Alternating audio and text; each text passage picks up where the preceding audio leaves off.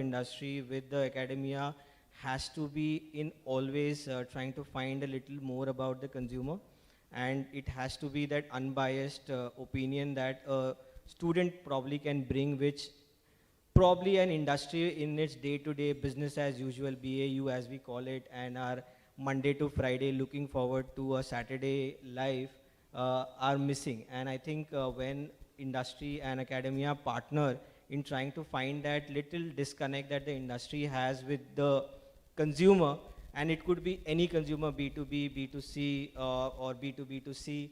I have worked on all different models during the course of my career, and I think the perspective that a student can probably bring, and I think industry wouldn't mind in partnering with academic institutions once industry themselves are clear as to what is expected.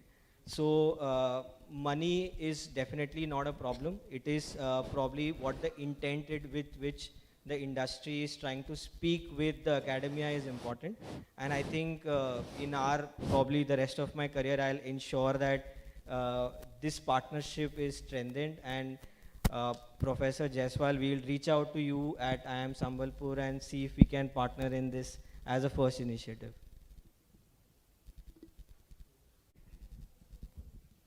I might not be qualified to say this, but I think from a research publication point of view, I don't have an opinion on that. But I think today with the digital age, as sir mentioned, I think probably a glimpse of the research can be tweeted or put on TikTok, and then the industry will ensure that the message is passed across, and more people from the industry would be interested. Any research today, if you go and just search it on LinkedIn or Twitter, uh, somebody doing research somewhere in different parts of the world, that gets shared so often.